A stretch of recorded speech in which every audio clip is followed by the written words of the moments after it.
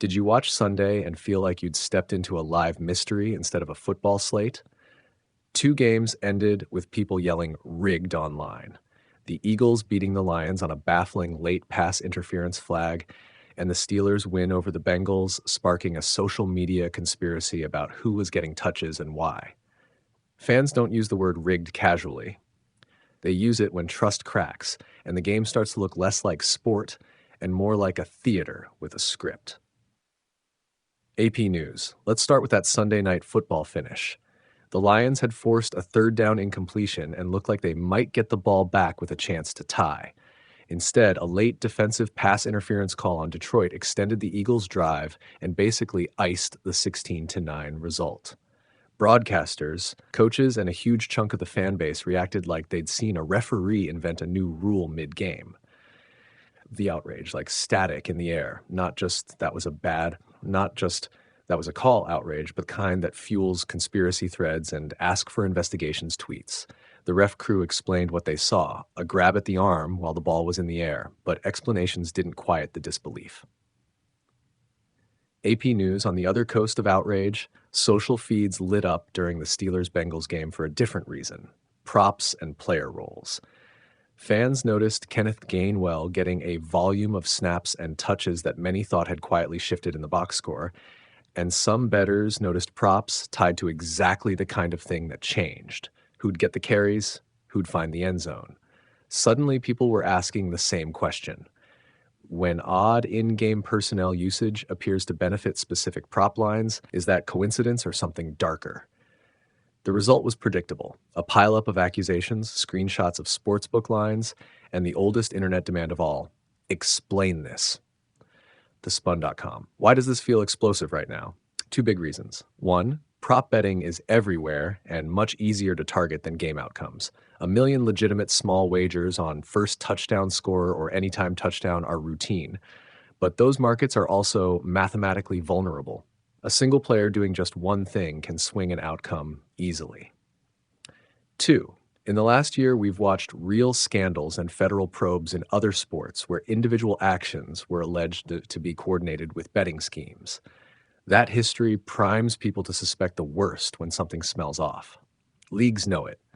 The NFL has been actively retooling its approach to prop markets and reminding clubs and players that certain bets are off the table because public confidence is fragile and scandal is contagious.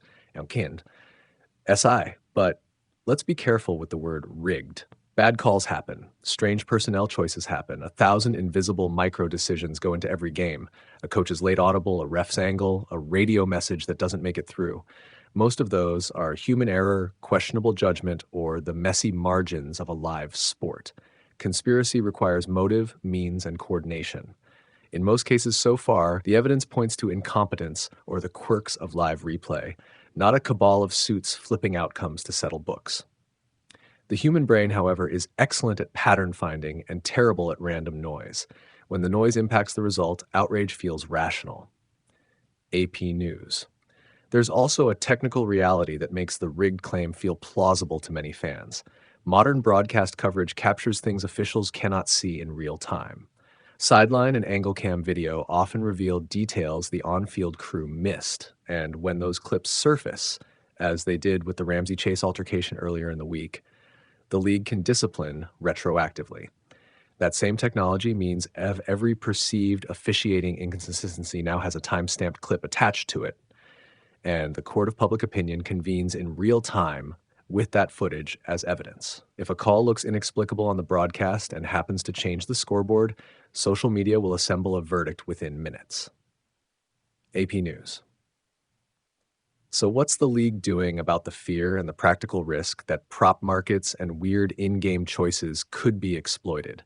Over the past weeks, the NFL circulated memos and public explanations about tightening prop bet rules, increasing integrity monitoring, and working closely with sportsbooks and regulators to identify suspicious activity. The league's playbook now includes a mix of education for players and staff, real-time monitoring by the NFL's integrity operations, and a push to limit or ban the riskiest classes of microbets.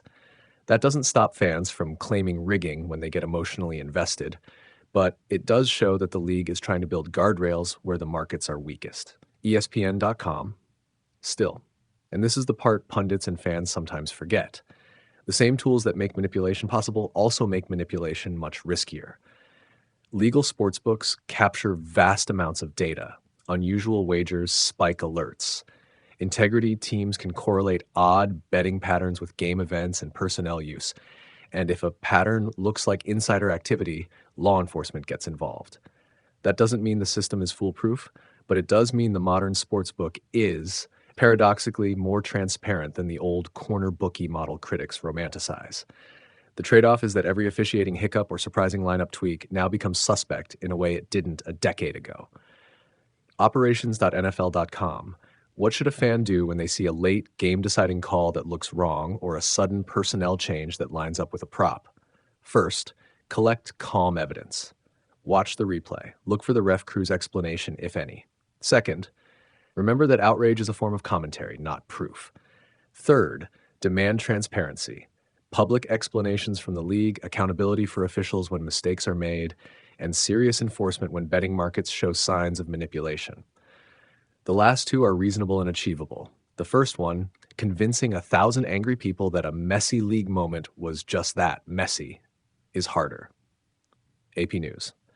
And here's the human kicker. This debate is a symptom of a league that is both wildly popular and deeply commercialized. Fans pour billions into legal betting and media subscriptions. They also crave a clean narrative where the game is decided by talent and not by timing or lines on a ticket. Once that compact, this is real and fair, looks shaky, trust phrase quickly. The NFL's response will matter not just for this week's headlines, but for whether fans keep believing that the game they love is genuinely unscripted. The league can tighten rules, tighten monitoring, and punish foul actors, but it can't fully repair the sense of betrayal once it takes root in the public feed. So what's the sensible takeaway after a weekend of conspiracy threads and angry hashtags? There are two. Be skeptical of quick answers and expect evolution. Question the call, demand transparency, and don't accept lazy official explanations. But also acknowledge that the league, scared by recent betting scandals in other sports and by the optics of late, controversial decisions, is moving to limit the most fragile markets and to beef up monitoring. The rigged accusation will keep flaring up. The difference between healthy skepticism and poisonous cynicism is whether you balance outrage with scrutiny rather than surrender to conspiracy. SI, if you want a closing line to carry into the next game, sports used to be judged in pubs and at the water cooler. Now they're judged in the public square with camera angles, betting slips, and infinite replay as witnesses. That's progress, and it's also a vulnerability. The game will go on. The job now is to make sure what happens on the field keeps looking like what it is: messy, human, imperfect, rather than something someone paid for. If the league wants to rebuild faith, it can start by making the imperfect moments accountable and the rules around betting less fragile. Fans will decide whether that's enough. AP News. You ever watch a game and feel like someone just hit skip on the drama and fast-forwarded to the ending you didn't agree to? Sunday gave us two finishes that felt less like football and more like a live-action plot twist written by angry gamblers and confused refs. And the internet exploded. The Eagles beat the Lions 16-9 after a late defensive pass interference that looked like it came from another dimension. The Steelers rolled past the Bengals while Kenneth Gainwell suddenly became today's headliner after Jaylen Warren went down. People aren't just mad, they're calling the whole thing rigged. ABC News. Let's start with the play every barstool lawyer and armchair official is still screaming about. Late in the game, A.J. Brown runs a route, the ball sails high, the replay shows contact that, well, it looked soft at best. NBC color commentator Cris Collinsworth threw his hands in the air and called it absolutely terrible. The flag turned what should have been a Detroit punt, a last real shot at a comeback, into an automatic Eagles first down and basically sealed the game. You saw fans' timelines flip from good game to I'm done with the NFL in seconds.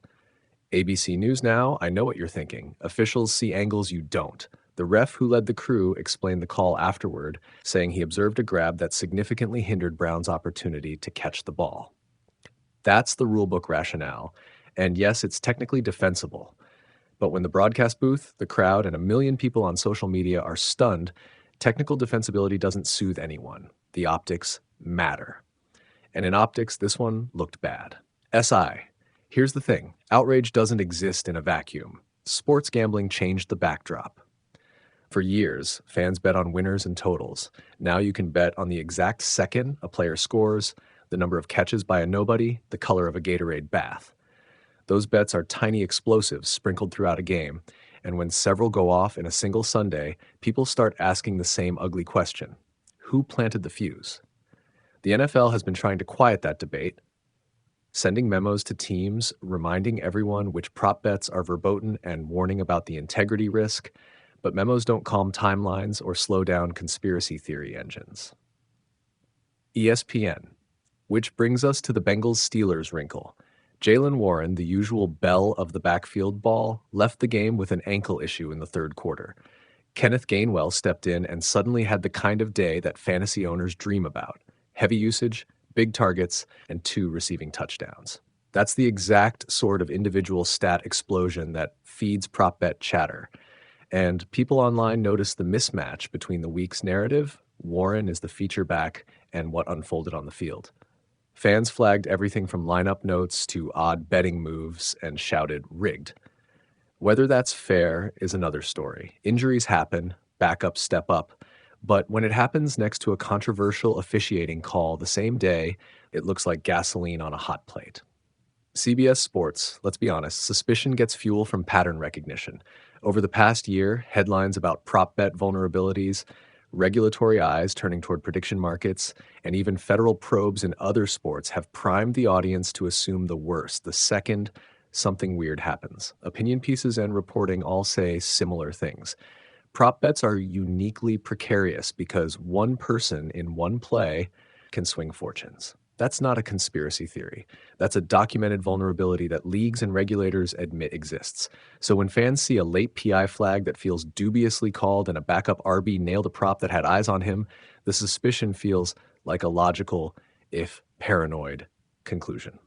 The Washington Post. But before we sell out the plot to a shadowy cabal of gamblers and refs, remember the messy human stuff.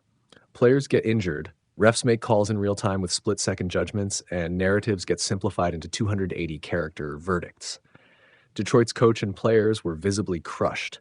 Philly's locker room was exhausted and relieved. Pittsburgh's staff had to pivot when Warren went down. Those are real emotional beats that don't vanish because the internet wants a scandal. The problem is the gap between the possibility of human error and the leap to intentional manipulation. That gap is narrow when trust is already low. Freep.com. So where do we go from here?